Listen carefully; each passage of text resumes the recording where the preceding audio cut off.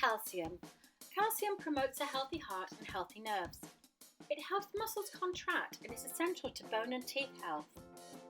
Calcium is also very important when it comes to secreting enzymes and hormones.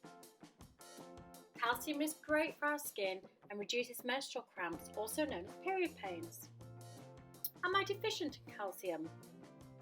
Do you experience muscle cramps or tremors? Have you had any joint pains or arthritis? Do you suffer high blood pressure?